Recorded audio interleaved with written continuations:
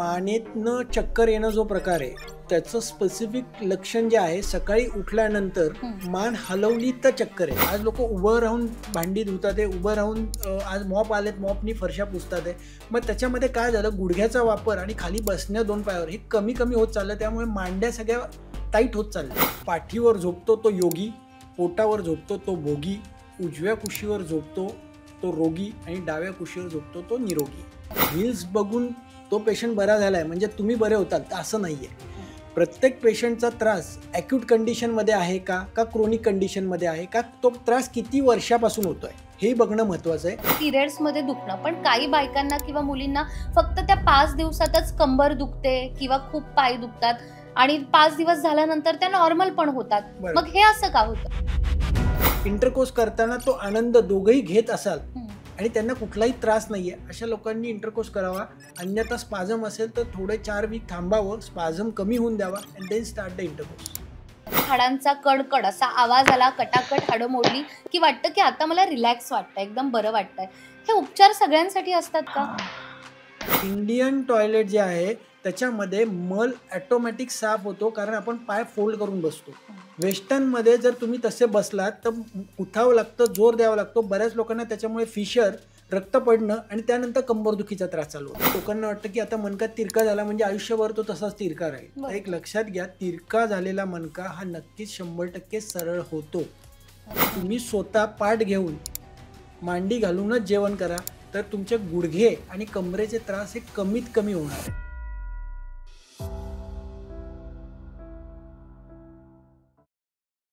हाय, hello, नमस्कार. मी अमृता आकाश. लोकमत सखीच्या आरोग्यावर बोलू काही या आपल्या पॉडकास्टमध्ये पुन्हा एकदा तुम्हा सगळ्या प्रेक्षकांचं मी स्वागत करते. मंडळी, अनेकदा पाठदुखी, कंबरदुखी किंवा मणक्याचे विकार आपल्याला होतात आणि आपल्याला असं वाटतं की आता वय वाढत चाललंय, हे सगळे आजार आपल्याला होणारच. पण आता बदलती लाईफस्टाईल आणि अगदी तरुण वयात देखील हे सगळे आजार आपल्याला होतात. पण मग यावर आता उपचार काय? तर याच तुमच्या सगळ्या प्रश्नांची उत्तरं आज मी घेणार आहे आपल्या या पॉडकास्टमध्ये. तर ज्यांनी 20,000पेक्षा अधिक रुग्णांवर यशस्वीरित्या उपचार केलेत आणि अशा रुग्णांचे ऑपरेशन्स देखील टाळलेले आहेत. महाराष्ट्रातील हाड वैद्य ते अगदी परदेशात जाऊन आधुनिक पद्धतीनं जे उपचार होतात त्याचा अभ्यास केलेला आहे आणि अचूक निदान करून अनेक रुग्णांचे हे सगळे आजार बरे केलेले आहेत असे डॉक्टर विराज भंडारी आता आपल्यासोबत आहेत. डॉक्टर, आपल्या पॉडकास्टमध्ये तुमचं स्वागत करते. नमस्कार. जसं मी आता म्हणाले की मणक्याचे विकार असतील किंवा पाठदुखी असेल तर आपण म्हणतो की आता वय वाढत चाललंय, तर हे सगळे आजार आपल्याला होणारच. आणि अगदी तरुण मंडळी असं अभिमानाने सांगते की आम्ही 12 तास कम्प्युटर समोर, लॅपटॉप समोर बसतो आणि काम करतो. तर आपला हा मणका 12 तास बसण्यासाठी तयार करण्यात आलाय का, निसर्गाने तो आपल्याला दिलाय का, यापासून आपण सुरुवात करूया. खूप मला आज तुमच्याशी धमाल अशा गप्पा मारायच्या आहेत आणि सगळ्यात आधी तुम्ही कसे आहात आणि मी व्यवस्थित बसलीये का हे पण मला सांगा. तुम्ही नक्कीच व्यवस्थित बसलेला आहात. एक लक्षात घ्या, बऱ्याच वेळा लोक 12 तास, 13 तास, 14 तास काम करतात, परंतु सतत एका जागेवर बसल्यामुळे 2 मणक्याच्या मध्ये पाणी असतं, त्याला म्हणतात ॲन्युलस फायबर, आणि त्याच्यामध्ये असते जेली लाईक अ स्ट्रक्चर, त्याला म्हणतात न्यूक्लियस पल्पस. ज्यावेळेस ॲन्युलस फायबर फार दीर्घकाळ तुम्ही जर एका जागेवरती बसलात तर ती गादी जी आहे ती खाली खाली खाली सरकते आणि बऱ्याच वेळा काही पेशंटमध्ये डिजनरेटिव्ह चेंजेस, झिजणं, मणका झिजतो आणि झिजल्यामुळे बऱ्याच वेळा काही लोकांना मसलमध्ये वारंवार दुखणं चालू होतं, काही लोकांमध्ये ताप आल्यासारखं वाटतं, काही लोकांमध्ये तो मणका खाली घसरल्यामुळे गादी बाहेर येण्याची शक्यता जास्त असते. क्विक सडन ऑफ ॲक्शन, एखादा पटकन झटका बसेल अशी मुवमेंट केली तर नक्कीच दर 1 तासाने कंपल्सरी उठायचं आहे, 2 मिनटं चालायचं आहे. कंटिन्युअस 12 तास, 13 तास, 14 तास बसायचं नाही आहे. एक लक्षात घ्या, तुम्ही खूप दीर्घ वेळ जर एका जागेवरती बसलात तर पुढे जाऊन बरेच वेगवेगळे आजार होण्याची शक्यता आहे. हो, पण मग आता IT सेक्टरमध्ये काम करणारे काही आपले मित्र असतील की आता आम्हाला शक्यच नाहीये आणि एकाच जागेवर कंटिन्यू बसायचंय, मग जागच्या जागी बसून काही व्यायाम करू शकतात का? कारण असेही लोक म्हणतात की आमच्या हातापायाला मुंग्या येत आहेत. मग याचा आणि मणक्यांच्या विकारांचा काही संबंध आहे का? नक्कीच संबंध आहे. एक लक्षात घ्या, कंपल्सरी 1 तासानंतर उठायचं आहे, 2 मिनटं किंवा 1 मिनटं चाला, परत त्या जागेवरती बसा किंवा खुर्चीवरनं उभं राहायचं आहे. उत्तानासन म्हणजे काय, तुमचे दोन्ही हात जमिनीकडे घेऊन जायचे आहेत. जसं आपण लहानपणी आपल्याला शिक्षा मिळायची शाळेमध्ये, काही चूक केली तर चला अंगठे पकडा, मग ते अंगठे पकडायचे. त्याचप्रमाणे दोन्ही हातामध्ये एक दुसऱ्यामध्ये हात घालायचे आणि वरच्या दिशेला तुम्ही दोन्ही हात घेऊन जाणार आहात, स्ट्रेच करणार आहात बॉडी आणि दर 1 तासाने चेंज द मूव्हमेंट. कंपल्सरी दर 45 मिनिटं ते 1 तासानंतर तुम्ही मूव्हमेंट चेंज नाही केली तर सगळे मसल हे काही दिवसांनी आखडून जाणार आहेत आणि त्याचा परिणाम आज शरीर तरुण आहे त्यामुळे ते काही इजा देत नाहीये, ते काही त्रास देत नाही, पण डिजनरेटिव्ह चेंजेस हे दीर्घकाळ वापरल्यानंतर तो त्रास चालू होतो. बरोबर. तसंच तुमचं उठणं, बसणं, झोपणं, चालणं या सगळ्या क्रिया कॉन्शियसमध्ये केल्या तर नक्कीच मणक्याचा त्रास हा होणार नाहीये. बरोबर. मणक्याचा त्रास सुरू झाला की आपल्याला सगळ्यात आधी आठवतं की हाडवैद्यांकडे जायचंय. तर बरोबर. तुम्ही हाडवैद्य पण आहात आणि परदेशात जाऊन पण तुम्ही त्या ठिकाणी आधुनिक पद्धतीनं जे उपचार होतात त्यावर संशोधन केलंय आणि तुमचा हा जास्तीत जास्त प्रयत्न असतो की हे सगळे उपचार आपल्या बरोबर. लोकांना मिळावेत. तर तुमच्या त्याही अभ्यासाबद्दल आम्हाला सांगा. एक लक्षात घ्या, हाडवैद्य हे आपल्या पारंपरिक भारतामध्ये खूप 8-8, 9-9 पिढ्या ज्यांच्या आजही काम करत आहेत. परंतु काय होतं, की हाडवैद्य जी संकल्पना आहे, तर बऱ्याच वेळा खेडेगावामध्ये जसं अख्ख्या महाराष्ट्रात कमीत कमी मोर दॅन एक 1550च्या वर हाडवैद्य आहेत, बरोबर. की जे कुणाला लचक बसली, कुणाचा गुडघा तिरका झालाय, कुणाच्या गुडघ्याला लचक बसली, कमरेला लचक बसली, मानेला लचक बसली, ते लोकं हाडं ओढतात किंवा पाठीवरती झोपवतात, त्याच्यावरती पायानी रगडतात किंवा पाय देऊन तो मणका पुढे ढकलून देतात. काही ठिकाणी खुंटणीला बांधलं जातं आणि खुंटणीला बांधून बैलाला जे व्यसनाला जी दोरी वापरली जाते ती त्या रोपने मानेपासून कमरेकडे ओढलं जातं. काही ठिकाणी उलटं लटकवलं जातं. तर ह्या सगळ्या ज्या प्रक्रिया आहेत त्याच्यामध्ये बेसिकली प्रत्येक परंपरेचं वेगळं वेगळं नॉलेज आहे, स्किल आहे, नॉलेज आहे. परंतु बऱ्याच वेळा आता काय झालं, आता एक्सरे टेक्निक्स आलेत, MRI टेक्निक्स आलेले आहेत. त्याचं विशिष्ट निदान करून जर ती ट्रीटमेंट दिली गेली तर त्याचे रिझल्ट्स हे एन्हान्स होतात आणि परत मणक्याचा त्रास रिऑकरन्स येत नाही. त्यामुळे एक लक्षात घ्या, जुनं ते सोनं तर आहेच, पण त्याच्याबरोबर नाविन्य पण पाहिजे. जसं क्रायोप्रॅक्टरमध्ये त्या लोकांनी खूप प्रकारचं एक मणका का हलतो, कशाप्रकारे हलतो, वर किती जातो, खाली किती जातो, त्याचं नर्व्हचं टेम्परेचर किती आहे. हे बघा, हे नर्वोस्कोप नावाचं मशीन मी अमेरिकेतनं आणलेलं आहे, जे नर्व्हचं टेम्परेचर मानेपासून कमरेपर्यंत आम्ही ते टेम्परेचर मोजतो. नक्की मणका किती दिवसापासून हललाय, 3 वर्षापर्यंतचा ग्राफ आपल्याला मिळतो, की मणका उजव्या साईडला हललाय, डाव्या साईडला हललाय, किती प्रमाणात त्याचा त्रास होतोय पेशंटला, हे सगळं तिथं दिसतं. आणि त्याचबरोबर तपासण्यांच्या ज्या वेगळ्या वेगळ्या पद्धती होत्या, म्हणजे भारतीय पद्धत, आधुनिक पद्धत, पिढ्यानपिढ्या चालत आलेली पद्धत, हे सगळं मला शिकायला मिळालं. त्याच्यामुळे काय झालं, की मी जे काही काम करतोय आज, ते इंटिग्रेटेड अप्रोच मी सगळा ठेवला. त्याचबरोबर योग उपचार आणि त्याच्याबरोबर ऑर्गन बॅलन्स. ऑर्गन बॅलन्स म्हणजे काय, बऱ्याच वेळा काही लोकांचे लिव्हर, किडनी, स्प्लीन, पॅनक्रिया तिथले लिगामेंट टाईट होतात आणि मणक्यावरती प्रेशर येतं. बरोबर. कारण सगळे ऑर्गन हे आपले पुढे आहेत आणि मणका हा मागच्या दिशेला आहे. सगळे ऑर्गन पुढे आहेत. किडनीची स्वतःची एक मूव्हमेंट विशिष्ट होत राहते दिवसभर, कंटिन्युअस 24/7. बरोबर. पण ही मूव्हमेंट जर थांबली, फ्रोज झाली किडनी, तिथले लिगामेंट फ्रोज झाले, बरोबर. तर मणका हा कधी कधी उजव्या साईडला किंवा डाव्या साईडला रोटेट होतो. बरोबर. आणि हे रूट कॉज आहे तो. जर प्रायमरी रूट कॉज जर किडनीची मूव्हमेंट होत नाहीये, हे विसरल मॅनिप्युलेशनमध्ये समजतं आपल्याला, आणि ती किडनी फ्रोज झालेली, तिथले लिगामेंट आपण सोडवले तर ती पाठ दुखायचा त्रास पूर्ण कमी होतो. नेहमी हाडं मोडणं म्हणजेच उपचार आहे का, तर नाहीये. एक लक्षात घ्या, कधी कधी ब्रेनमध्ये प्रॉब्लेम असतो. जसं की पेशंटच्या डोक्यावरती आम्ही हात ठेवतो आणि चेक करतो की नक्की पेशंटचा त्रास हा व्हिसरलमुळे आहे का न्यूरोमेनिंजियल. न्यूरोमेनिंजियल म्हणजे काय, ब्रेनच्या तिथलं फ्लुइड जे आहे, क्रेनिओसॅक्रल फ्लुइड जे आहे, ते फ्लुइडचा रिदम जो आहे तो मिसअलाइन असतो. आणि तो कधी कधी सजॅटल सुचर्स तिथले मिसअलाइन असतात, कधी कधी राईट फ्रंटल करोनल सुचर मिसअलाइन असतात, कधी कधी व्हाईट ड्युरा मॅटर जी मज्जातंतू निघते मेंदूतनं, ती खालपर्यंत कुठेतरी त्याचं फायब्रोसिस झालेलं असतं. ते डायग्नोज करता येतं डोक्यावरती हात ठेवून. की लिजन सापडतात.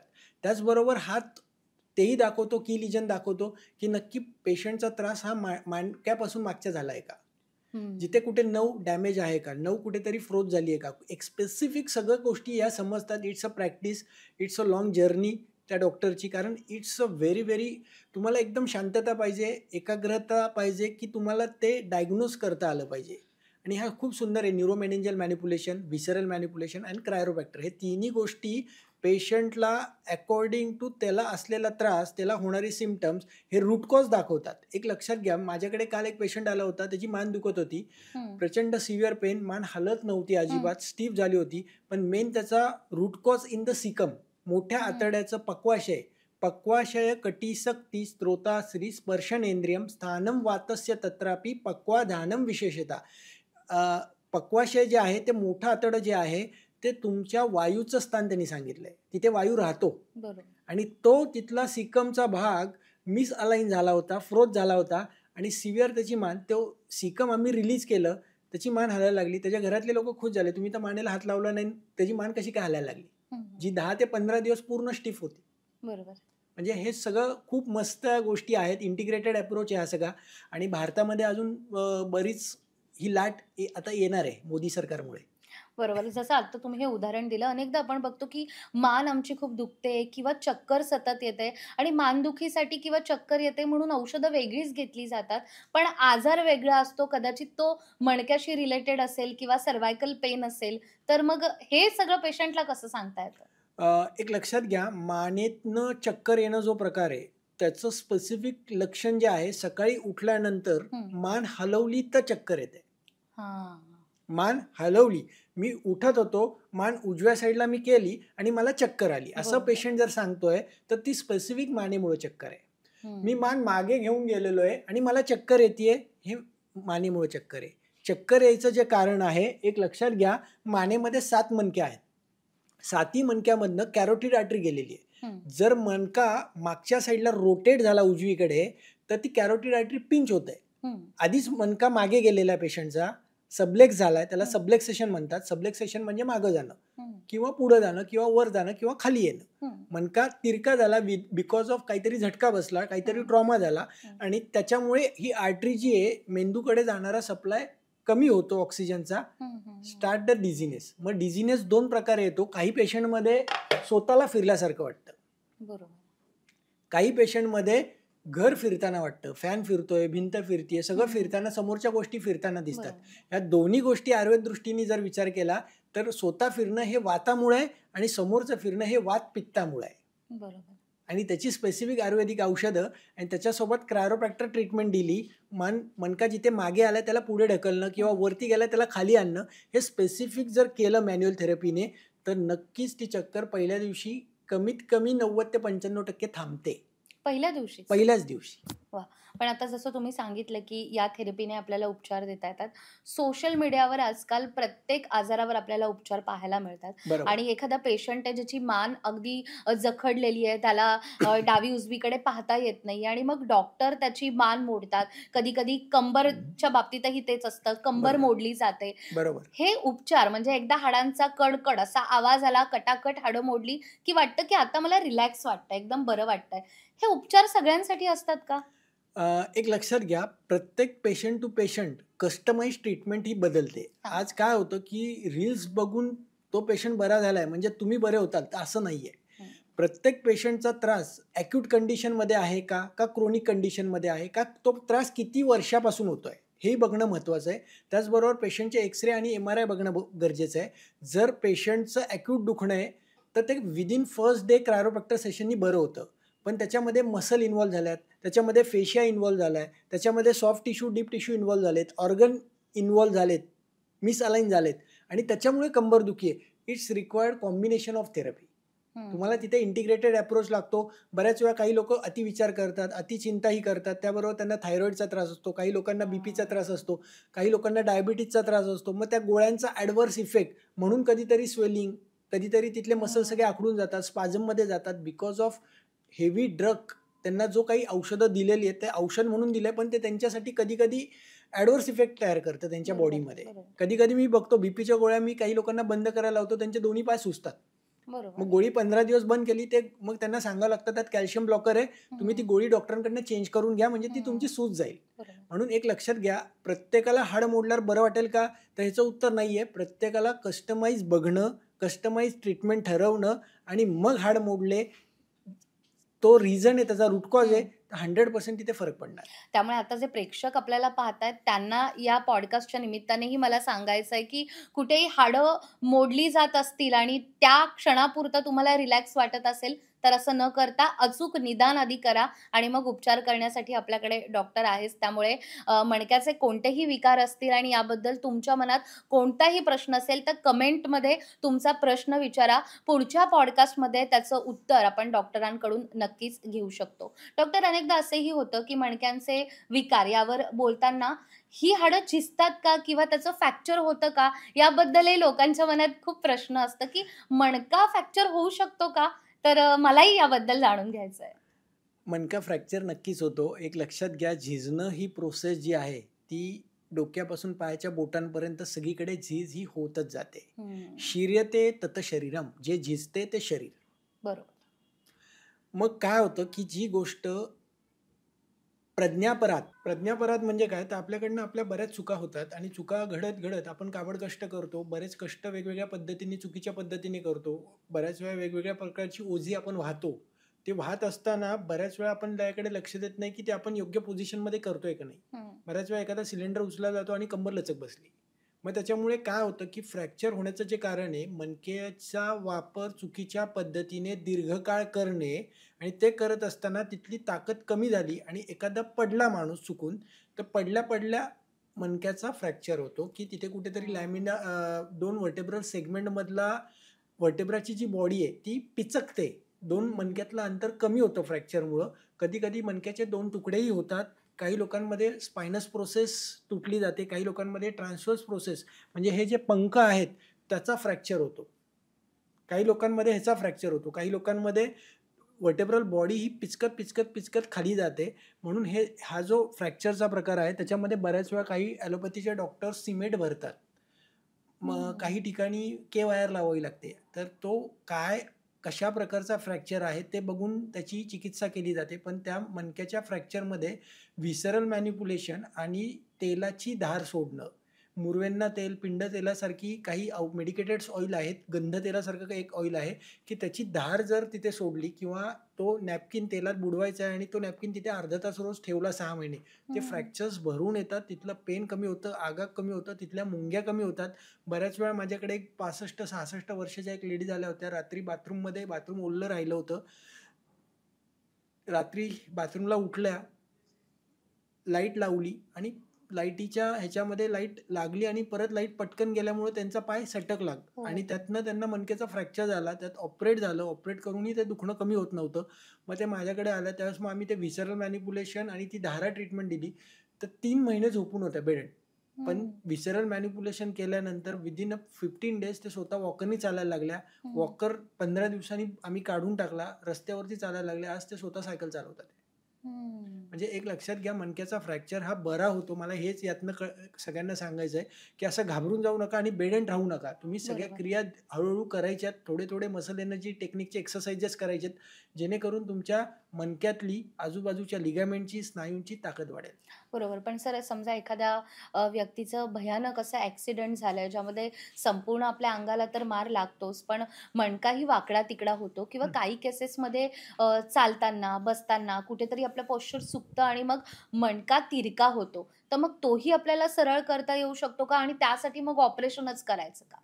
एक लक्षात घ्या, ज्याची गादी बाहेर आली आहे. हं.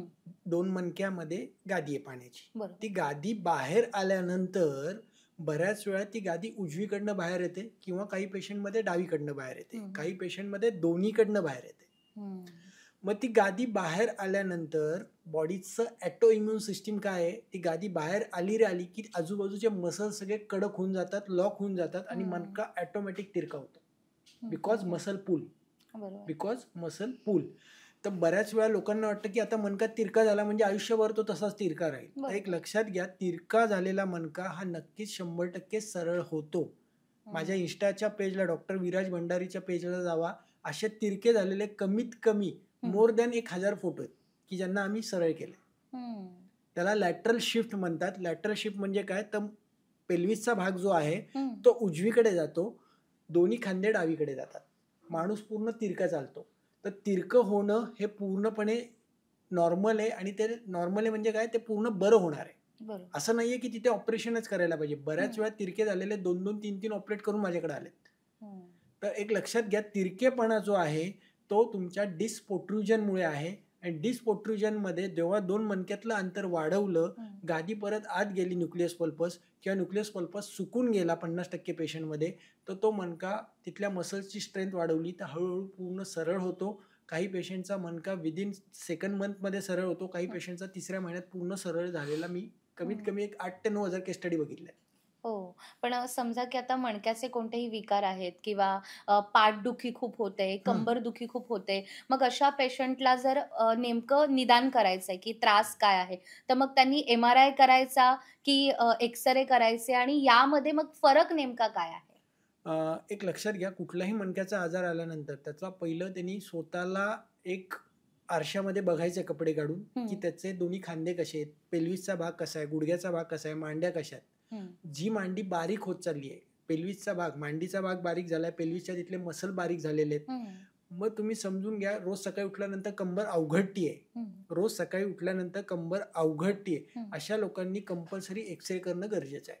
बरोबर. एक्स-रे करताना एक्स-रेमध्ये सॅक्रोइलियक जॉइंट, हं, सॅक्रोइलियक जॉइंट म्हणजे काय? माकड हाड आणि 2 इलियममधलं अंतर किती आहे? ऑब्च्युरेटर फोरामेनचे डायमीटर किती आहेत? स्पायनस प्रोसेस एका लाईनमध्ये आहेत का नाही? दोन्ही साईडचे पंख म्हणजे ट्रान्सव्हर्स प्रोसेस एका लाईनमध्ये आहेत का नाही? हे सगळं तुम्हाला एक्स-रेमध्ये दिसतं. हं, मणका पुढे मागे झालाय, वर खाली झालाय, हे सगळं तुम्हाला एक्स-रेमध्ये दिसतं. हं, आणि एम-आर-आयमध्ये ती पाण्याची गादी किती प्रमाणात बाहेर आली आहे? हं, त्याचा एपिकॅनॉल डायमीटर किती आहे? गादी कुठल्या बाजूनी जास्त प्रमाणात बाहेर आली, उजव्या का डाव्या? त्याचबरोबर काही रक्ताच्या गाठी आहेत का? काही मांसाच्या हं, गाठी आहेत का? हं, काही हिमॅन्जिओमासारखं काही आहे का? सिस्ट काही आहेत का? काही ट्यूमर्स आहेत का? हे हं, सगळं तुम्हाला एम-आर-आयमध्ये दिसतं. आणि बोन जर तुटले, एखादा मोठा ॲक्सिडेंट झालाय हं. आणि त्याच्यामध्ये बोन तुटतात, मग बोन इकडे-तिकडे मिसअलाइन होतात, तिकडे-तिकडे तुटून तुकडे बाजूला जातात. मग बरोबर. तिथे सीटी स्कॅन केला जातो. हं, आणि त्याचबरोबर एक स्कॅनोग्राम म्हणून टेस्ट केली जाते, ज्याच्यामध्ये मानेच्या पहिल्या मणक्यापासून पायाच्या बोटापर्यंत अख्खा एक्स-रे काढला जातो, की कुठले हं. बोन किती प्रमाणात मिसअलाइन आहे. बरोबर. तर ह्या सगळ्या तपासण्या ज्या आहेत, त्या पेशंट टू पेशंट कस्टमाइज केल्या जातात अकॉर्डिंग टू पेशंटची कंडिशन काय. तर बेसिक प्रायमरी एक्स-रे करणं, हं. एम-आर-आय करणं, पण कंबर दुखीबरोबर ज्यांना बाकीचे सांधे दुखतात आहे, जसं हाताची बोटं दुखतात आहे, बरोबर. गुडघे दुखतात आहे, कमरेचा भाग दुखतोय, हं, त्याच्यासोबत गुडघे सुजतात आहे, छोटे-छोटे जॉइंट्स सुजतात आहे. मग त्याच्यामध्ये haemogram, CBC, ESR, uric acid, CRP, serum reactive protein ह्या काही तपासण्या जर केल्या आणि त्या तपासण्यांमध्ये जर काही वर-खाली ते व्हॅल्यू असतील, तर नक्कीच मग कधी-कधी संधिवाताच्या डॉक्टरांनाही दाखवावं लागतं. हं, त्याचबरोबर स्पाईनच्या डॉक्टरांनाही दाखवावं लागतं. मग त्याचं निदान हं, करणं तिथं गरजेचं आहे, की हा त्रास संधिवातामुळे होतोय हं, का पाठीच्या डिस्क बाहेर आल्यामुळे होतोय. हं.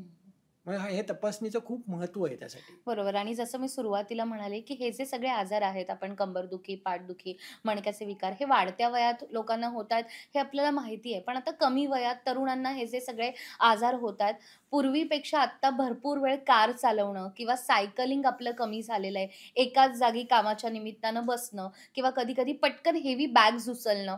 तर या सगळ्यामुळे जे काही आपल्याला त्रास उद्भवतात, तर समजा मी तुम्हाला 3 अशा गोष्टी आम्हाला सांगा, की आम्ही जागेवर बसलो आणि आम्हाला काहीतरी एक्सरसाइज करायची आहे किंवा बरोबर. सकाळी उठून आमचं जे रुटीन आहे, त्यामध्ये आम्ही त्या 3 गोष्टी फॉलो करू. तर मग ते काय असेल? एक लक्षात घ्या, सगळ्यात सोपी गोष्ट म्हणजे तुम्ही उठल्या-उठल्या दात घासून झाले, हं, अंघोळीच्या वेळेस नळ सोडायचा आहे, बादली भरायला ठेवायची. बादली भरूसपर्यंत कमीत कमी 2 ते 3 सूर्यनमस्कार मारायचे. हं, बादली अत्यंत पाणी सावकाश सोडायचं आहे. हं, 2 ते 3 सूर्यनमस्कार मारायचे, पण ते मारत असताना कमीत कमी पहिल्या सूर्यनमस्काराला तुम्हाला 10 सेकंद थांबायचं आहे प्रत्येक पोझिशनमध्ये. दुसऱ्या सूर्यनमस्काराला 20 सेकंद थांबायचं आहे. तिसऱ्या सूर्यनमस्काराला 30 सेकंद थांबायचं आहे. त्याचबरोबर कंपल्सरी सगळ्या प्रकारचं स्ट्रेचिंग म्हणजे काय? सगळे सांधे तुम्हाला सावकाश वर, खाली, उजवीकडे, डावीकडे हलवायचे आहेत. हं, सगळ्यात सोपा व्यायाम. आणि तिसरा व्यायामाची पद्धत म्हणजे तुमचे दोन्ही पाय भिंतीवरती घ्यायचे आहेत. कंबरेखाली 2 बटक्सच्या खाली तुमच्या 2 बोस्टर घ्यायचे. त्याला विपरीत करणी म्हणतात. विपरीत करणी. दिवसभराचा आलेला स्ट्रेन, दिवसभराचा आलेला थकवा त्याने पूर्ण निघून जातो. दोन्ही पाय भिंतीला लावायचे आहेत. कंबरेचा भाग तुमचा बोस्टरवरती ठेवायचा आहे. दोन्ही पाठीचा हात आणि दोन्ही हात आकाशाकडे, पाठ पूर्णपणे जमिनीला चिटकेल हं, आणि दीर्घ श्वसन करायचं आहे. सगळ्या भागामध्ये श्वास सोडायचा आहे. तुम्हाला व्हिज्युअलाइज करायचं आहे, पायाच्या बोटांकडे जावा, श्वास सोडा, हम्म. घोट्यांकडे जावा, श्वास सोडा, गुडघ्यांकडे जावा, श्वास सोडा, मांड्यांकडे जावा, व्हिज्युअलाइज करत श्वास त्या जागेवरती सोडत सोडत डोक्यापर्यंत यायचं आहे. ह्यानी पूर्ण बॉडीचं हिलिंग होतं हम्म. आणि जिथे जिथे तुमच्या शरीरात साठलेला वात आहे तो पण कमी होतो, कारण बिकॉज तिथल्या तुम्ही ऑक्सिजनची लेवल वाढवता. हं. आणि हे किती सगळे सोपे उपाय आहेत, म्हणजे ह्याच्यासाठी काही आपल्याला कष्ट नाहीये. घरात बसून दिवसाची सुरुवात करण्याआधी जरी आपण हे सगळं केलं तरी पण आपल्याला रिलॅक्स वाटू शकतं आणि डॉक्टरांनी आता ज्या टिप्स आपल्याला दिल्यात त्या फॉलो करून बघा आणि तुम्हाला नेमकं कसं वाटतंय ते कमेंट करून सांगायला आम्हाला विसरू नका. डॉक्टर, आता ह्या 3 गोष्टी तर तुम्ही सांगितल्या. अनेकदा आता आपलं अनेक सखी आपल्या आहेत ज्या आपल्याला पाहतायत आणि त्यांचीही नेहमी चर्चा असते किंवा त्या आपल्या मैत्रिणींना सांगत असतात, की डिलिव्हरीच्या वेळेला डॉक्टरांनी मला मणक्यात इंजेक्शन दिलं, त्यामुळे मला हा वात आलाय किंवा त्यामुळे माझी कंबर दुखते. बरोबर. अनेक बायकांची ही कंप्लेंट असते. मणक्यात इंजेक्शन दिल्यामुळे सुद्धा पुढे काय-काय त्रास होऊ शकतात आणि असे पेशंट तुमच्याही क्लिनिकमध्ये आलेले आहेत, हे आम्ही YouTubeवरही ऐकलेलं आहे. तर खास आपल्या मैत्रिणींना काय सांगाल? एक लक्षात घ्या, सुतिका परिचर्या म्हणजे ज्या स्त्रीनी आफ्टर डिलेवरी एक परिचर्या पाळायची आहे. जशी ऋतुचर्या आहे तशी सुतिकाची परिचर्या आहे. हं. सुतिका परिचर्या जी आहे ती बऱ्याच वेळा लोकांना घरी 2 ते 3 महिने शेकशेगडी घ्यायची आहे, वाफ घ्यायची आहे. हा जो प्रकार आहे तो दिवसेंदिवस कमी होत चाललेला आहे आणि तो कमी होत चालल्यामुळे बऱ्याच वेळा तो वात जो आहे शरीरामध्ये, काय होतं की डिलिव्हरी झाली आहे आणि ती स्त्री किंवा ती महिला बऱ्याच वेळा ती लगेच बाहेर फिरते विदाऊट स्कार्फ, विदाऊट सॉक्स, मोजे, स्वेटर घातलेला नाही आहे आणि ती विदिन फर्स्ट मंथ जर बाहेर फिरतीये तर बऱ्याच वेळा ती थंडी लागते आणि ती थंडी लागल्यामुळे तिच्या शरीरात आधीच ताकद कमी झालेली असते, वात वाढतो. मग काही स्त्रियांमध्ये कष्ट फार दीर्घकाळ त्यांना करायला लागतात. शेतीसारखी काही महिला काम करतात किंवा घरगुती कामं त्यांना जास्त करावी लागतात हं. किंवा काही ऑफिसमध्ये जड उचलायची कामं ज्यांना करायला लागतात, हं. त्याच्यामध्ये धातुशयजन्य वात तयार होतो. हं. आणि जे लोक ऑफिसमध्ये बैठा जॉब आहे, भेळ, पाणीपुरीसारखे पदार्थ लगेच खायला चालू केलेत, पिझ्झासारखा पदार्थाचा खायला चालू केला, सँडविचसारखा पदार्थ लगेच पहिल्या महिन्यात खायला चालू केलाय, तर त्या स्त्रियांमध्ये आम संचित व्हायला लागतो. आमवात नावाचा आजार, ज्याच्यामध्ये सगळे सांधे सुजायला लागतात, कंबर हां. सुजते, मणके सुजायला लागतात, आजूबाजूचे मसल कडक व्हायला लागतात, हं. ताप यायला लागतो त्या स्त्रीमध्ये.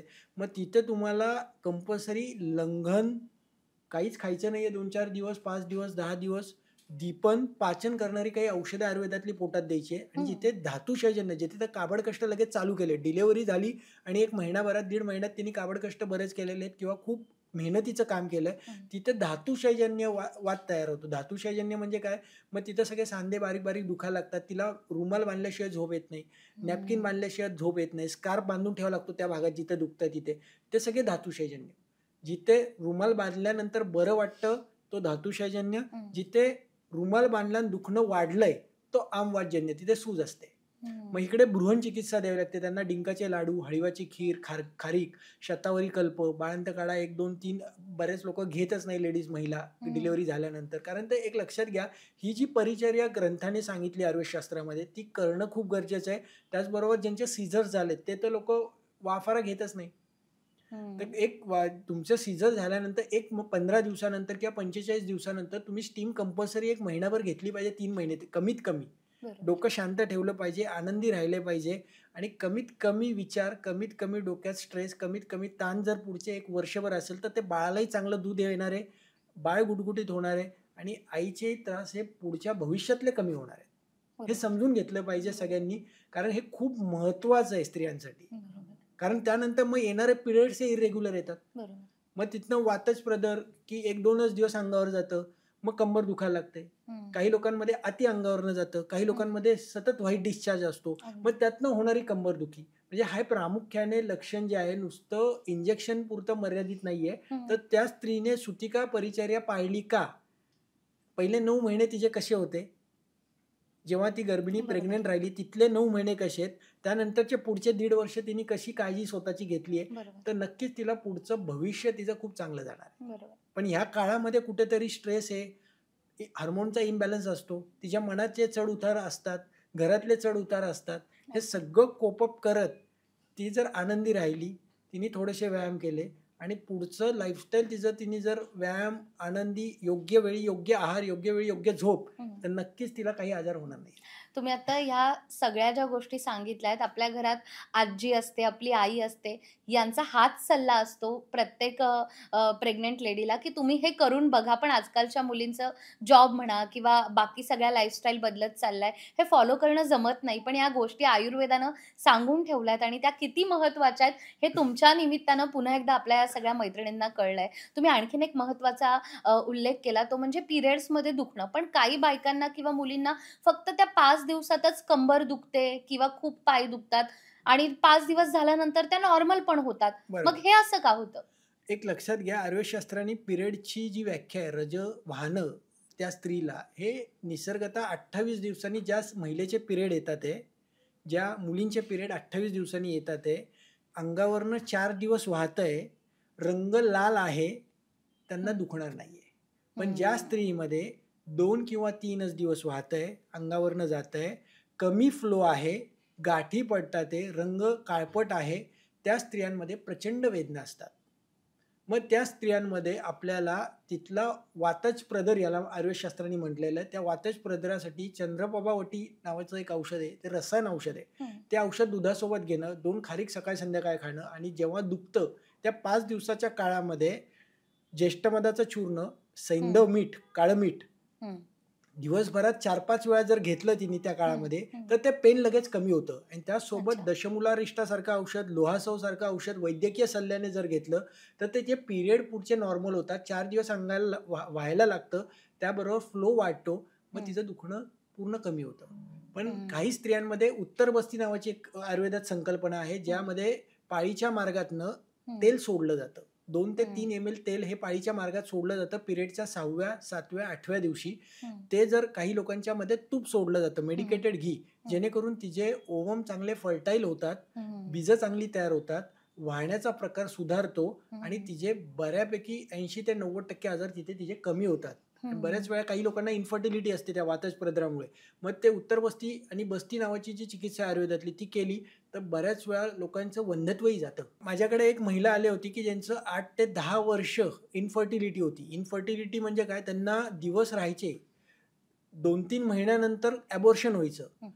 असं कमीत कमी 6 वेळा झालं आणि हं. 6व्या वेळेस त्यांच्या पूर्ण दीड ते दुसऱ्या महिन्यामध्ये साधारण पस फॉर्मेशन झालं हं. आणि प्रचंड प्रमाणात वेदना आणि हे. आणि मग त्यांची मी केस टेकिंग जेव्हा घेतलं, तेव्हा मला समजलं की ही गरविषाची केस आहे. हां. हे आयुर्वेदशास्त्राने सांगितलेलं एक सगळ्यात महत्त्वाचं टूल म्हणजे काय? हं. आयुर्वेदशास्त्र हा वेगवेगळ्या पद्धतीने अँगलनी विचार करतो. बरोबर. म्हणजे त्यांच्या आईची हिस्ट्री घेतली जाते, तिची अख्ख्या आयुष्यभराची हिस्ट्री घेतली हं. जाते. मग आम्ही सुवर्णमंगेश्वर नावाचं एक औषध आहे आयुर्वेदशास्त्राचं. हं. ते गरविषासाठीच खूप चांगलं औषध आहे हं. आणि ते औषध तिच्यामध्ये मी वापरलं जेव्हा, तर तिचे पुढच्या 3 महिन्यांनी आम्ही उत्तरबस्ती केले. उत्तरबस्ती झाल्यानंतर पुढचा जो गर्भ आहे तो अबॉर्ट झाला नाही. म्हणजे ही वाह! मी स्वतः लाईफमध्ये माझ्या बघितलेली केस आहे म्हणून मी डिस्कस करतोय, की एक लक्षात घ्या, आयुर्वेदशास्त्र हे फार वेगवेगळ्या पद्धती, जिथं ॲलोपॅथी शास्त्र थांबतं तिथं आयुर्वेदशास्त्राचा उगम आहे आणि जिथे हं. आयुर्वेदशास्त्र थांबतं तिथे ॲलोपॅथी शास्त्राचा उगम आहे. बरोबर. म्हणजे लोकांनी नुसतं ॲलोपॅथी असं न करता दोन्ही शास्त्र एकमेकांना विचारपूर्वक जर वापरली, जिथं हं. जिथे गरज आहे, इंटिग्रेट केलं, तर नक्कीच रुग्णांमध्ये चांगला आणि रुग्णांचा फायदा आहे यामध्ये. ओके. मग हे सगळं ऐकल्यानंतर माझ्या मनात आणखीन एक प्रश्न येतोय, की मणक्याचे विकार किंवा सायटिका असेल, आणखीन कोणता दुसरा आजार असेल, मग त्या स्त्रीने किंवा त्या कपलने प्रेग्नन्सी प्लॅन करायची की नाही करायची? मूल होऊ द्यायचं की नाही होऊ द्यायचं? पहिली गोष्ट आहे की प्रेग्नन्सी प्लॅन करण्यापूर्वी त्यांनी हा सगळ्यात महत्त्वाचा आणि खूप चांगला प्रश्न तुम्ही विचारला. कारण एक लक्षात घ्या, तिच्या आयुष्यातले हे दिवस हं. आता एकदाच एक मूल होऊन आपण देतोय. बरोबर. म्हणजे भारतामध्ये तुम्ही बघितलं तर एक मुलाच्या पुढे कोणी फार जाताना दिसत नाही. अगदी. तर एक मूल होऊन देतात, तर ते एकदम प्री प्लॅन गोष्ट पाहिजे, की त्याची पूर्व तयारी. आता आयुर्वेदशास्त्राने बऱ्याच काही गोष्टी सांगितल्यात, की गर्भसंस्कार नावाची एक संकल्पना आहे. त्याचबरोबर ज्या स्त्रीला कंबर दुखते किंवा स्लिप डिस्क सारखा हं. त्रास आहे, त्यांनी एक्स-रे काढणं, MRI काढणं, हं. की ती डिस्क खरंच बाहेर आहे का आणि किती प्रमाणात बाहेर आहे, हं. त्याचा रूट कॉज नक्की काय, हे सगळं बघून डायग्नोज करून हं. जर प्लॅनिंग केलं, हं. तर नक्कीच तिला त्रास होणार नाहीये. परंतु बरोबर. जो त्रास आहे ग्रेड 2 डिस्क हर्निएशन आहे, तर ती पूर्ण डिस्क आतमध्ये जाऊन द्यायची आहे, हं. पूर्ण मणक्याची ट्रीटमेंट घ्यायची आणि त्यानंतर जर प्लॅन केला, तर ती डिलिव्हरी खूप चांगल्या प्रकारे होऊ शकते. बाळ सशक्त होऊ शकतं, हं. ॲबॉर्शनचे चान्सेस हे कमी होतात. बरोबर. नाहीतर कधी-कधी काय होतं, की दुसऱ्या-तिसऱ्या महिन्यामध्ये बाळ जसं मोठं व्हायला लागतं, हं, तसं पोट मोठं व्हायला लागतं. तिथले पाठीमागचे मसल्स सगळे कडक व्हायला लागतात. आधी हं. शॉर्टनिंगमध्ये जर असतील, अगदी. आकुंचन पावले असतील, हं, ते मोठे मसल जेव्हा होतात, बाळ जसं वाढतं, हं, 4था महिना, 5वा महिना, 6व्या महिन्यात मग पेनचा एखादा अटॅक जर सिव्हिअर आला, हं. तर मग तिथे अबॉर्शनचे चान्सेस खूप असतात. बरोबर. मग त्यामुळे पूर्ण ट्रीटमेंट मणक्याची घ्या, हं. ते पूर्ण बरं करा and then start follow the next process, की बाबा तुम्ही चान्स घेऊ शकताय. बरोबर आणि एखाद्या कपलने ही ट्रीटमेंट चालू जरी केली असेल, तरीसुद्धा काही वेळेला डॉक्टरांना हे कसं विचारायचं आणि त्याबद्दल काही गोष्टी पेशंट विचारत नाही. तर त्याबद्दलही मला जाणून घ्यायचं आहे, की सायटिका असेल किंवा सिव्हिअर एखादं पेन असेल, तर मग त्या कपलने शारीरिक संबंध किंवा त्यांचं जे सेक्शुअल लाईफ आहे ते कसं मॅनेज करायचं? नक्कीच पेशंटचा जो त्रास आहे, तो किती सिव्हिअरिटी आहे, हं, म्हणजे पाठीचं दुखणं त्या महिलेला किंवा त्या पुरुषाला किती प्रमाणात होतंय, हं, हे समजून घेणं गरजेचं आहे, की तो ग्रेड 1, 2, 3, 4, 5 मध्ये काय आहे? हं. नमनेस आहे का? पाठीच्या आजूबाजूचे मसल जर दगडासारखे कडक झालेत, पेशंट स्वतः हलूच शकत नाहीये, बरोबर, या कंडिशनमध्ये इंटरकोर्स टाळावा. बरोबर. परंतु पेशंटच्या मूव्हमेंट ईझी आहे, हं, सगळ्या मसल रिलीज झाल्यात, कुठेही कॉन्ट्रॅक्शन नाहीये, ती इंटरकोर्स करताना तो आनंद दोघंही घेत असाल हं. आणि त्यांना कुठलाही त्रास नाहीये, अशा लोकांनी इंटरकोर्स करावा. अन्यथा स्पाझम असेल तर थोडे 4 वीक थांबावं, स्पाझम कमी होऊन द्यावा and then start the intercourse. बरोबर. मगाशी आणखीन एक गोष्ट तुम्ही सांगितली, की पाळीच्या अगोदर किंवा काही वेळेला आपण कॉलेज गोईंग मुलींमध्ये किंवा मेनोपॉज स्टार्ट झाल्यानंतर बघतो, की अंगावरून पांढरं जातं आणि बरोबर. त्याचं उत्तर हे असतं, की हार्मोन्समध्ये काहीतरी चेंज झालेत म्हणून हा त्रास होतोय आणि मग काही गोळ्या चालू होतात आणि हेच रुटीन वर्षानुवर्ष आपल्या स्त्रियांचं चालू आहे. पण बरोबर. तुमच्या निमित्ताने मला कळतंय, की मणका, कंबरदुखी, पाठदुखी, मणक्याचे वेगवेगळे आजार यामुळे सुद्धा हे होऊ शकतं? एक लक्षात घ्या, बऱ्याच दिवस व्हाईट डिस्चार्जची वाईट खोड लागलेली असते शरीराला. हं. त्या शरीराला खोड लागते, की बाबा तो एक डिस्चार्ज व्हायचा म्हणजे होणारच आहे आणि कधी-कधी तो हां. 2-2, 3-3 पॅडपर्यंत जातो दिवसाला. बरोबर. मग एक लक्षात घ्या, तिथे काही वेळा बऱ्याच वेळा तिथे तुम्हाला उत्तरवस्तीची प्रक्रिया किंवा नेग्रोदादिगण म्हणजे काय? वड, औदुंबर, पिंपळ याचा 1 लिटर पाण्यामध्ये याची 5-5 पानं घेऊन त्याचा काढा बनवायचा आहे आणि तो काढ्याने ती जागा धुवायची आहे. मग तिथे बारीक जंतू संसर्ग जो झालेला आहे आणि हं, त्याच्यामुळे व्हाईट डिस्चार्ज होतोय, पॉलिप झालेले आहेत, त्या सगळ्या गोष्टी त्या काड्याच्या धुण्याने एक हं, 3 महिने जर तो प्रकार केला, तर नक्कीच ते कमी होतं. त्यासोबत तिची ताकद वाढवणं गरजेचं आहे. मग ताकद वाढवण्यासाठी तिच्या पोटातनं पुष्यनुक चूर्णसारखं एखादं औषध वैद्यकीय सल्ल्याने घेणं, चंद्रबाबा वाटीसारखं औषध, त्याचबरोबर 2 खारका सकाळ संध्याकाळी खाणं, डाळिंब, खजूर, खारीक, बीट हे सगळं उकडून त्याच्यावरती थोडंसं काळं मीठ टाकून जर खाल्लं, तर बेसिकली तिचं रक्त वाढायला लागतं, ताकद वाढायला लागते, कंबर हं, धरायला लागते हं, आणि व्हाईट डिस्चार्ज कमी होतो. त्याचबरोबर सकाळी उठल्या-उठल्या अनुष्यपोटी एक केळ, त्याच्यामध्ये 1 चमचा तूप, 1 चमचा मध, 1 चमचा खडीसाखर हं, हे सगळं मिक्स करून जर अनुष्यपोटी खाल्लं, तर बऱ्याच स्त्रियांचा व्हाईट डिस्चार्ज याच्यामुळे कमी होतो. एक लक्षात घ्या, व्हाईट डिस्चार्ज होतोय, तर नक्कीच ते वैद्याला दाखवायचं आहे. त्याच्यावरची औषधं घ्यायची, अंगावरती हे काढू नका, नाहीतर दीर्घकालीन मग पुढे जाऊन थकवा, वीकनेस, धातुक्षय आणि त्यातनं कंबरदुखी दीर्घकालीन ती चालू होते. मग सतत हं. थकल्यासारखं वाटतं, झोपावसं वाटतं, काही काम करूशी वाटत नाही. अगदी. मग त्यांचं आयुष्याचं ते झोप होत नाही. मग झोप न झाल्यामुळे दिवसा झोपायला लागतात. मग पित्ताचा त्रास चालू होतो. मग बरोबर. त्याचबरोबर ह्या त्रासामुळे त्यांचे फॅमिलीमधले रिलेशन खराब व्हायला लागतात, डिस्पोज होतात. नवऱ्याचे आणि बायकोचे संबंध खराब व्हायला लागतात. बरोबर. मग त्याचा परिणाम त्यांच्या आयुष्यात व्हायला लागतो, की वेगवेगळ्या आजारांची निर्मिती चालू होते. अगदी. कारण एक लक्षात घ्या, चिंता, विचार इथनंच आजार चालू होतात एक-एक. सर आत्ता तुम्ही इतक्या सगळ्या रेमेडीज, टिप्स आम्हाला देतायत, की पॉडकास्टमध्ये आपण अशा टप्प्यावर आत्ता आलोय, की जे प्रेक्षक आपल्याला पाहतायत त्यांच्या मनातला प्रश्न मी तुम्हाला विचारते, की आम्हाला जर तुम्हाला भेटायचं असेल, तर आम्ही तुमच्याशी संपर्क कसा साधावा? आणि आपल्या स्पाइन क्लिनिकमध्ये देखील भंडारी स्पाइन क्लिनिक जे आपलं आहे, ज्या ठिकाणी तुम्ही 20,000हून अधिक पेशंटवर उपचार केलेत, त्यांचे ऑपरेशनसुद्धा तुम्ही टाळलेत. तर कोणकोणते असे आजार आहेत, की त्या सगळ्या आजारांवर आपल्याकडे उपचार होतात? माझं करिअर जे आहे ते स्पेशली मी super specialise in the spine disorder, हं, ज्याच्यामध्ये गादी स्पेसिफिक बाहेर आली आहे, हं, ज्यांना डिस्क हर्निएशन, हं, डिस्क पोट्रुजन, ज्याच्यामुळे बऱ्याच पेशंटला कमरेपासून पायापर्यंत जड वाटतं, बधीर वाटतं, मुंग्या येतात, हं, दुखतात. दोन्ही पाय दुखतात, एक पाय दुखतोय, विशिष्ट एक 5 मिनिटं 10 मिनिटं चालल्यानंतर बसावं लागतंय, अशा स्पेसिफिक कंडिशन. त्याचबरोबर मानेची गादी बाहेर आली आहे, हाताला मुंग्या येतात आहे, चक्कर येते, डिस्क हर्निएशन आहे, डिस्क पोट्रुजन आहे आणि काही फ्रॅक्चर्स आहेत. अशामध्ये माझं सुपर स्पेशलायझेशन झालं आहे. माझं क्लिनिक हडपसरला आहे, सिटी सेंटर वैभव थिएटरच्या समोर.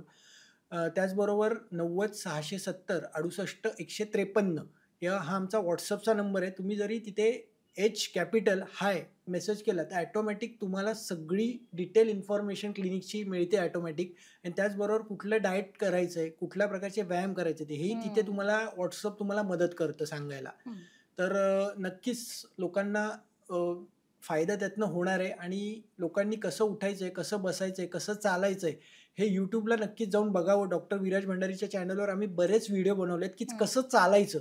एक लक्षात घ्या, US मध्ये काय आहे, US मध्ये प्रत्येक गोष्टी एक पेशंट तो कमीत कमी 8 ते 10 तास बघितला जातो.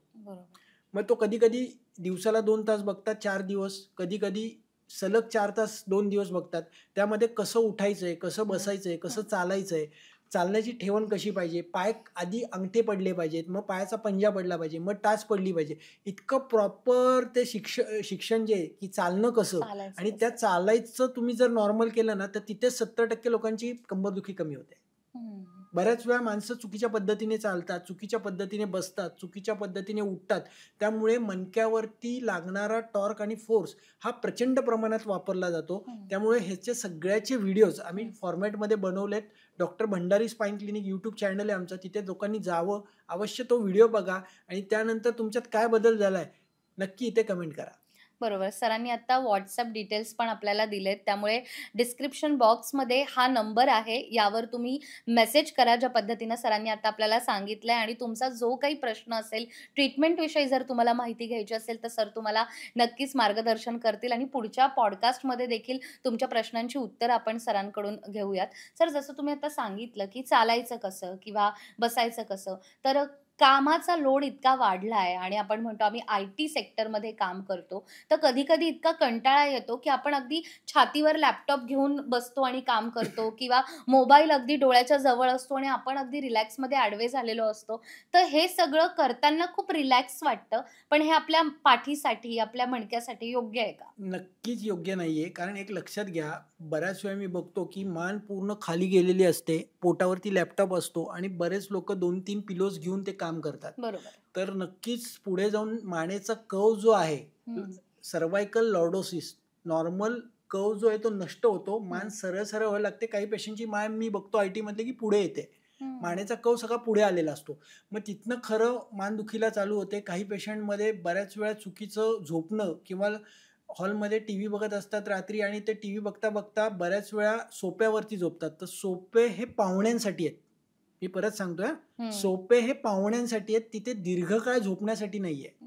आज बरेच वेळा सोप्यावरती लोक पाय वरती करून झोपतात, चुकीच्या पद्धतीने सोप्यावरती झोपतात. त्यामुळे बरेच वेळा काही सोप्यावरती कंबर खाली जाते, गुडघे छातीच्या वरती येतात बऱ्याच वेळा बसल्यानंतर, आणि चुकीचं बसल्यामुळे मग कुठेतरी दचका, कुठेतरी लचक बसते आणि मग कंबर अवघडायला सुरुवात होते. आणि ज्याची ताकद कमी त्याला आजार जास्त.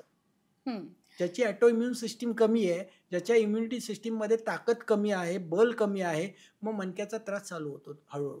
याचबद्दल आणखीन एक मला विचारायचं आहे, की आपण चालतोय नॉर्मली किंवा आपलं एक डेली रुटीन चालू आहे आणि एकाएकी आपण स्वतःकडे कधी आरशात पाहिल्यानंतर कळतं, की आपल्या मानेच्या मागचा जो भाग आहे त्याला असा उंचवटा आलाय, एक हंप आलेला आहे. तर हे नेमकं कशामुळे होतं आणि लोक याला यूज टू असतात, की मे बी काहीतरी नस दबल्या गेली असेल किंवा सूज आली असेल. तर हे सूज आलेला प्रकार आहे की हा पण कोणता आजार आहे? याला बफेलो हंप म्हणतात ॲक्च्युअली. हे येण्याचं कारण जे आहे, तिथला मसल जो आहे, तिथले मसल्स जे आहेत ते सगळे कडक होतात दगडासारखे. काही पेशंटमध्ये अप्पर ट्रॅपेझियस मसल दगडासारखे कडक होतात आणि त्यानंतर मानेच्या तिथे रोज सूज यायला लागते. बऱ्याच वेळा दीर्घकाळ बसले, दीर्घकाळ उभे राहिलेत, बऱ्याच वेळ कॉम्प्युटरवरती काम केलेलं आहे, एकाच पोझिशनमध्ये एक टक बघून राहणं सतत. मग तो टीव्ही असेल, मोबाईल असेल, कुठल्याही प्रकारचं एक टक बघणं, मानेची पोझिशन व्यवस्थित नसणं, त्याचबरोबर कमरेचा कव व्यवस्थित नसणं, त्यामुळे मान ही शॉर्टनिंगमध्ये जाते आणि त्याच्यामुळे तिथे सूज यायला लागते. तर ती सूज पूर्णतः जाते, त्याला MET सर्व्हायकल नावाची एक्सरसाइज आहे, ज्याच्यामध्ये 1 मिनिटं लोंबकळणं. नुसतं तुम्ही जर रोज लोंबकळलात 1 मिनिटभर, तर तिथली सूज बऱ्यापैकी कमी व्हायला लागते. त्याचबरोबर हात गोलाकार फिरवणं, हं. क्लॉकवाईज, अँटी क्लॉकवाईज, हां. आणि ते फिरवताना 1 मिनिटं लागला पाहिजे एक गोलाकार हात फिरवायला. हं. 1 मिनिटं लागला पाहिजे एक हात गोलाकार फिरवायला. जर तेवढं स्लो फिरवलं तर तिथले मसल डिझॉल्व्ह व्हायला लागतात आणि तिथलं स्वेलिंग हे कमी कमी कमी व्हायला लागतं आणि तो हंप नक्कीच कमी होतो. तर हंप अंगावर काढला तर पुढे जाऊन ती डिस्क बाहेर यायला सुरुवात होते. मग हाताला मुंग्या चालू होतात. मग लोक धावधाव करतात, चला आता डॉक्टरांकडे दाखवू. बरोबर. हा एकदम सोपा उपाय आहे. घरच्या घरी आपण करू शकतो. हाही उपाय तुम्ही करा आणि जर तो हंप कमी होतोय, तर आम्हाला कमेंटमध्ये सांगायला विसरू नका. अनेकदा पेशंट असंही विचारतात, की आम्ही झोपायचं कसं? कारण झोपेत कधी-कधी हात जर आपल्या मानेखाली आला, तर मग आपल्या हातालाही मुंग्या येतात किंवा हात दुखायला लागतो आणि त्यातही कधी नस दबल्या गेली असेल, तर मग विचारायलाच नको. मग झोपणं अवघड होतं, डेली रुटीनची सगळी कामं अवघड होतात. तर ही नस दबली जाते पाठीची किंवा झोपेत, हे काय आहे? एक लक्षात घ्या, बऱ्याच वेळा पाठीवर झोपतो तो योगी, पोटावर झोपतो तो भोगी, उजव्या कुशीवर झोपतो तो रोगी आणि डाव्या कुशीवर झोपतो तो निरोगी. हं. तर एक सामान्य सूत्र आहे, की काय होतं, की आपण जे झोपतो त्याच्यामधनं झोपेतनं आपल्याला एक ऊर्जा निर्माण होते. आपण जर कंटिन्यू योग्य वेळी योग्य झोप जर घेतली हं. तर आपली ताकद परत भरून निघते. हं. पण आपण झोपताना चुकीचे पोझिशनमध्ये झोपलेलो आहोत. चुकीचे पिलोज वापरले, चुकीची गादी वापरली आहे. बऱ्याच वेळा काय होतं, काही लोकांचे बेड्स मी बघतो, हं. कॉटनचे बेड्स असतात. हं. बऱ्याच वेळा कॉटनचे बेड मधला भाग हा खड्ड्यात गेलेला असतो. कारण एक 1.5-2 वर्षांनी त्यात कॉटन भरायचा असतो. हे लोकांना माहीतच नसतं. लोकं 10-10 वर्ष एकच गादी वापरतात. बरोबर. पिलोज खड्ड्यात गेलेला असतो. मग एक लक्षात घ्या, ज्यांचे गादीज, पिलोज अशा प्रकारे कॉटन भरलेला नाहीये, त्यांनी आजच पॉडकास्ट बघितल्या गादीवाल्याला फोन करा आणि ती बदलून घ्या. कारण एक लक्षात घ्या, पुढं ती धोक्याची घंटा आहे तुमच्यासाठी, की पुढे जाऊन एखादं ऑपरेशन अंग्याशी येईल ते. अगदी. तर झोपण्यासाठी गादी जी आहे ती साधारण 4 इंचाची पाहिजे. कमीत कमी योग्य वेळी योग्य झोप घ्यायची आहे. तुम्ही रात्री 9:30 तर 9:30ला झोपायचंच आहे आणि सकाळी 6:30 तर 6:30ला उठायचं आहे. पण लोकं 12, 1, 2ला झोपतात आहे. उठण्याचा भरोसा कुणाचाच नाहीये. उशिरा उठणं, त्यातनं कॉन्स्टिपेशन, त्यातनं संधिवाताचा त्रास चालू आणि त्यातनं कंबरदुखी परत चालू. तर ही जी प्रक्रिया आहे, हे जे निसर्ग आहे, एक लक्षात घ्या, सूर्याचं उगवणं आणि चंद्राचं मावळणं जर बदललं, उलटं-सुलटं केलं तर काय होईल? आज बरोबर. आपण मनुष्य आहोत, विचारवंत आहोत, तर मनुष्याने स्वतःला विचार करा, की आपल्याला आजार होऊन द्यायचे नाहीयेत. बरोबर आहे. मग आजार व्हायचे नाहीयेत, तर मग आपली झोप, आपली जेवण हे वेळेवर पाहिजे आणि ते वेळेवर असेल, तर नक्कीच आपण स्वस्थ राहणार आहोत. खरं आहे. आणि आपल्या जुन्या लोकांनी, आपल्या आजी-आजोबांनी जे सांगितलंय, ते आत्ता परत ट्रेंड आलाय, की त्या गोष्टी फॉलो करायच्या आणि त्या गोष्टी आपण करतो देखील. कंबरदुखी व्हायला लागली, तर घरात कोणतरी असंही म्हणतं, की "अरे, ते कमोड वापरू नकोस. जे इंडियन टॉयलेट आहे, तेच चांगले आहेत." आणि आपण पुन्हा त्या गोष्टींकडे वळायला लागलेलो आहे. बरोबर. तर असे पेशंट तुमच्याकडे पण येतात का? नक्की येतात. एक लक्षात घ्या, बऱ्याच वेळा कमोडची भांडी जी आहेत, ती बसवताना बिल्डर त्या स्क्वेअर फुटानुसार बसवतो. कारण त्याला योग्य कसं परवडतंय. तर बऱ्याच वेळा नळ चुकीच्या दिशेला बसवलेला असतो. कमोडचं भांडं एका ठिकाणी असतं. बऱ्याच वेळा लोकांना इंडियामध्ये प्रत्येक वेळेस स्प्रे किंवा टिश्यू वापरून कोणी मल साफ नाही करत. हं. तर बऱ्याच वेळा जी प्रक्रिया आहे, ती मल साफ करण्याची प्रक्रिया जी आहे, ती करत असताना बऱ्याच वेळा पाय घसरतो आणि कंबरदुखीचा अपघात होतो. त्यावेळेस शिफ्टिंगचा जो प्रकार आहे, गादी बाहेर येण्याचा प्रकार आहे, असे मी कमीत कमी 20 ते 25 रुग्ण मागच्या एक 8 ते 10 महिन्यात बघितले, की ज्यांचं कमोडमुळं त्यांना ट्रॉमा झाला. हो. 2 आजी अशा होत्या, की कमोडवर बसत नव्हत्या. इंडियन टॉयलेट वापरत होत्या. पण मुलीकडे गेले, तिच्या घरी कमोडच होतं. बसले, उठताना पडले आणि फ्रॅक्चर झाले. बापरे! तर एक लक्षात घ्या, इंडियन टॉयलेट जे आहे, त्याच्यामध्ये मल ऑटोमॅटिक साफ होतो, कारण आपण पाय फोल्ड करून बसतो. हं. वेस्टर्नमध्ये जर तुम्ही तसे बसलात, तर उठावं लागतं, जोर द्यावा लागतो. बऱ्याच लोकांना त्याच्यामुळे फिशर, रक्त पडणं आणि त्यानंतर कंबरदुखीचा त्रास चालू होतो. हं. तर इंडियन पद्धत जी आहे, ती सगळ्यांनी स्वीकार केला पाहिजे आणि घराघरात इंडियन टॉयलेटच वापरलं पाहिजे. याच्या आणि पुढे म्हणजे त्याचबरोबर हां. जेवायलाही मांडी घालूनच बसलं पाहिजे. जे सगळ्यात अवघड आहे. आमच्या घरी मी स्वतः मांडी घालून गेली जन्मल्यापासून मांडी घालून बसतोय. जे लोक आपले पाहुणे मंडळी येतात त्यांच्यासाठी तुम्ही टेबल ठेवा, पण तुम्ही स्वतः पाठ घेऊन मांडी घालूनच जेवण करा, तर तुमचे गुडघे आणि कमरेचे त्रास हे कमीत कमी होणार आहेत. तुम्ही जर सतत तो जॉईंट्सचा वापर कमी केला, आज एक लक्षात घ्या, लोकांचं धुणं, भांडी घासणं ही प्रक्रिया पूर्वी जमिनीवरती बसून होती. आज लोक उभं राहून भांडी धुतात आहे, उभं राहून आज मॉप आलेत, मॉपनी फरशा पुसतात आहे. मग त्याच्यामध्ये काय झालं, गुडघ्याचा वापर आणि खाली बसणं 2 पायावर हे कमी कमी होत चाललं. त्यामुळे मांड्या सगळ्या टाईट होत चालल्या. तिथे रिजिडिटी आली, कडकपणा आला. कंपल्सरी जेवायला खाली जमिनीवरती बसून बघा. जेवण करत असताना 6ही रस पोटात गेले पाहिजे. गोड पदार्थ जेवणाच्या सुरुवातीला, आंबट खारट पदार्थ जेवणाच्या मध्ये, तिखट तुरट कडू पदार्थ जेवणाच्या शेवटी, आणि मांडी घालून जेवताना चित्त जेवणाकडे पाहिजे. चित्त मोबाईलमध्ये, टी व्हीमध्ये किंवा डोक्यामध्ये अतिविचार कुठले तरी चाललेत, असं जेवण केलं तर तुमचा पाचक अग्नी जो आहे तो चांगला होणार नाही, विपाक चांगला होणार नाही, मग आजाराची शृंखला चालू होते. त्याच्यामुळे जेवण हे अन्न ब्रह्म आहे. जेवण हे आपलं शांत झालं पाहिजे, डोक्यामध्ये विचार नकोत, आणि आनंदाने जेवण करा. बघा तेव्हा अंगी लागणार आहे आणि ऑटो इम्युन सिस्टीम तुमची चांगली होणार आहे. बरोबर. त्यामुळे जे आपले मित्र डायनिंग टेबलवर बसून जेवतात त्यांच्यासोबत हा व्हिडिओ शेअर करायला विसरू नका. आणि सगळ्यांनी मिळून पूर्ण फॅमिली मेंबर जर खाली मांडी घालून जेवण करतायत तर ती चांगलीच गोष्ट आहे. त्यामुळे तुमचे असे कोणी मित्र असतील तर त्यांना हा व्हिडिओ आठवणीने पाठवा आणि त्यांची ही सवय या निमित्ताने खरं तर आपल्याला बदलता येऊ शकते. जसं तुम्ही कमोड आणि टॉयलेटचं जे उदाहरण दिलं त्यामध्ये अनेकदा कॉन्स्टिपेशन किंवा आपल्याला मल होत नाहीये म्हणून जोर लावणं किंवा मग त्यामुळे पोटदुखी होते, त्यामुळे आणखीनही कोणते आजार होऊ शकतात का? एक लक्षात घ्या, पोट साफ होत नाही असं बऱ्याच लोकांना एक मनाची तयारीच आधी त्यांनी केलेली असते की माझं पोट साफ होणार नाही. काही मंडळी असतात की जे तंबाखू खातात त्याशिवाय पोट साफ होत नाही. काही मंडळी अशी आहेत की सकाळी 1 लिटर पाणी पितात मग माझं पोट साफ होतं. ही सगळी तुमची मनाची भावना आहे. प्रत्येकाच्या मनाने काय केलेलं आहे, एक डोक्यामध्ये टाकून ठेवलेलं आहे की मी असं केलं तर असं होईल. आज मी रात्री पाणी नाही पिलं, माझं पोट साफ नाही होणार. बरोबर. तुम्ही जो भाव व्यक्त करता तशी बॉडी रिॲक्शन देते. तुम्ही आजपासून जे लोक ती सवय आहेत, आजपासून ती सवय बंद करायची आहे. सकाळी, दुपारी, रात्री आणि झोपताना तुम्ही सतत सांगा की माझं पोट चांगलं साफ होणार आहे आणि मला चांगली मलप्रवृत्ती होणार आहे. हे तुम्ही डोक्याला सतत जर व्हायब्रेशन्स दिले, व्हिज्युअलायझेशन दिलं, तर नक्कीच तुमचं पोट हे साफ होणार आहे. परंतु काही लोकांना काही कारणास्तव चुकीचे पदार्थ पोटात गेल्यामुळे, चुकीचे पदार्थ अवेळी खाल्ल्यामुळे, चुकीच्या वेळेत जेवल्यामुळे कॉन्स्टिपेशनचा त्रास होतो. मग जिथे कुथावं लागतं, जोर द्यावा लागतो, बऱ्याच वेळा पाईल्ससारखा आजार, मुळव्यात, कधी कधी फिशर, कधी कधी भगंदरासारखा आजार, आणि त्यातनं कुतून पाठ दुखायला लागते. कधी कधी रक्त पडून तो थकून जातो. 2 चमचे, 3 चमचे, 4 चमचे रक्त पडतं आणि त्याला विकनेस होतो आणि त्यातनं कंबरदुखी चालू होते. काही लोकांना भगंदर म्हणजे काय, संडाच्या जागेला एक पुळी येते, ती पुळी फुगते आणि फुटते आणि त्यातनं पस येतो आणि त्या पसामुळे बऱ्याच वेळा आतमध्ये ताप येतो आणि ते ताप सगळ्या कमरेच्या आजूबाजूच्या स्नायूंना येतो आणि तिथे पूर्ण कंबर आखडून जाते पेशंटची. म्हणजे काही पेशंट मी बघितलेत.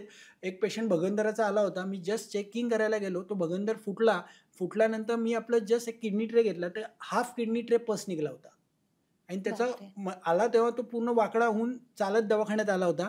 जाताना सरळ गेला, कारण पस फॉर्मेशन तिथलं बऱ्यापैकी बाहेर आलं. एक लक्षात घ्या, प्रत्येक पेशंट हा कस्टमाइज वेगळा आहे. त्याचं निदान करणं, तिथली प्रक्रिया समजून घेणं, त्याचे सिम्पटम समजून घेणं हे डॉक्टरचं कर्तव्य आहे. जर डिफरन्शियल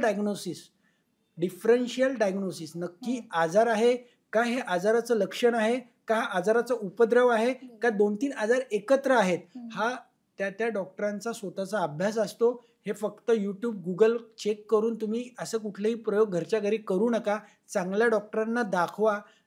अंगावरती तुम्ही जर काढलं तर ते कधी कधी तो पस TB पर्यंत त्याचा गेला असता.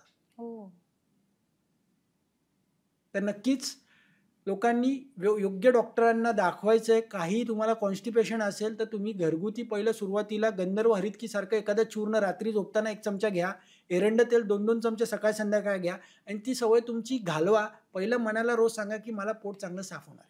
बरोबर. त्यामुळे कोणत्याही गोळ्या खाण्यापेक्षा हे आयुर्वेदिक उपाय कधीही चांगले आणि आजच्या आपल्या पॉडकास्टमधून तुम्ही किती उपाय लोकांना सांगितलेत, की ते अगदी सहज आपण घरच्या घरी करू शकतो. आता स्लीप डिस्क असेल किंवा सायटिका असेल, कंबरदुखी असेल, लेबर पेन असेल, जे सगळे दुखणे आपल्याला होत असतात, तर यासाठी काही व्यायाम देखील आहेत का, की ते सोपे व्यायाम केले तरी पण थोडं रिलीफ आपल्याला होऊ शकतं?